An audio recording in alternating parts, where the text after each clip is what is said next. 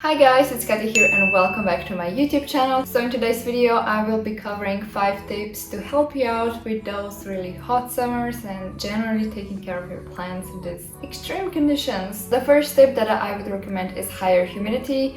Higher humidity in overall really benefits the plants because it slows down evaporation from the soil and directly from their leaves as well. Higher humidity is really hard to maintain when it's hot just because it evaporates really fast. If you are using ventilation, a fan, open windows, that humidity goes out there in an instant. So a good thing would be if you can get a humidifier. They really help out your plants in general. We've just recently set up a humidifier in this room because it is the driest room of them all, because it is the hottest. It can be lower than 30%, which is not good for the plants nor for the people. So another option would be to use grow tent or a greenhouse if you have that. We have one greenhouse of adansoniia right in front of me. It's been great in terms of humidity, but it does tend to heat up really fast, especially if you don't keep at least somewhat the doors open, so keep that in mind. And grow tents that are black on the outside are extremely hot. And another option to increase the humidity is to use cache pots or humidity trays. I've noticed that that only works in an enclosed environment or a very small space because you have such a big room. That thing is gonna evaporate in 5 minutes and you're done. But it works really great in the greenhouse because this way, instead of water evaporating directly from the soil, it will also be evaporating from that tray. So the second tip is to provide shade for your plants. So some spots that are ideal for plant keeping in spring and late in fall can turn into a hot mess during summer. We have an east window here, so we get direct sunlight until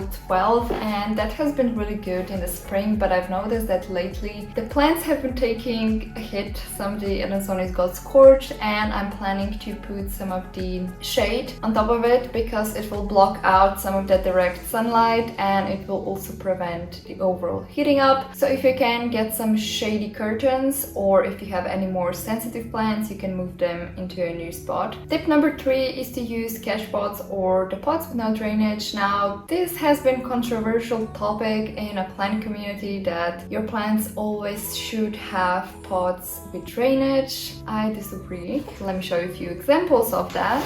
Here are 2 of my currently biggest variegated adansonias that I am growing in plastic cups with no drainage. You know that adansonias can be very temperamental about excess water, but do you see this minty white? It can be tougher with bigger plants, but you don't really need drainage. And let me tell you about this system because it's great. With no drainage pots, I put some sort of media that will act as a reservoir for water. In this case, I'm using perlite. You can use leca, you can use pond as well. Plant can leak out as much water as it needs for its daily usage. It provides a constant environment of water. It also prevents the stress that could happen from quick loss of water. Another option that you can use is cache pots. I think this is the only adansonia we are currently keeping in this setup. As you can see, it does have a cache pot on the bottom. It's the same thing as the pots without drainage. This is suitable for the plants that are not as sensitive to excess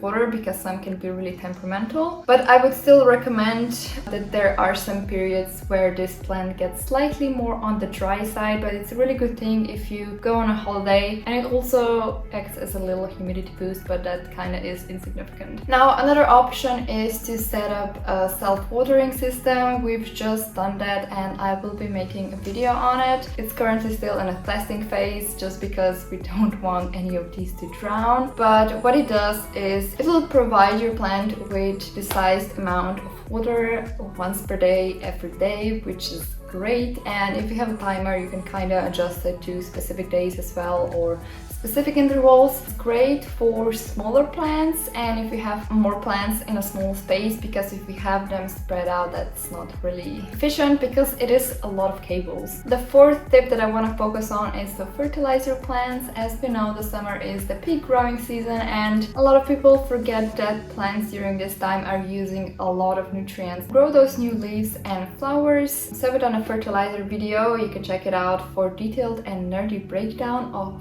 everything. everything that you need to know. So it's really important to fertilize. You can use slow release fertilizer, is great because if you forget to fertilize on every watering, it can save you a lot of trouble. So this is why I'm a fan of using it, and I'm using it on all my plants. I do still additionally fertilize with the liquid fertilizers. And the last and the fifth tip is to be careful with shipping. As I mentioned, we are currently during a heat wave, and whenever you are shipping plants, you cannot really protect them from the heat as much as you can protect them from the cold in the winter. If you are shipping plants, make sure that you are using breathable packaging materials, so don't really go for plastic unless you necessarily have to. Paper and carton would be great. Important tip, if you are shipping further away, make sure that you check temperatures in your country and in the country of buyers. Can be fine in your country, but then there's a heat wave in the buyer's country. But I think with the current point of global warming that we have, it's heat wave everywhere. So those were the 5 tips for summer. Hopefully they will be of any use for you. If you enjoyed this video, please give it a like and hit the notification button, and I'll see you next time.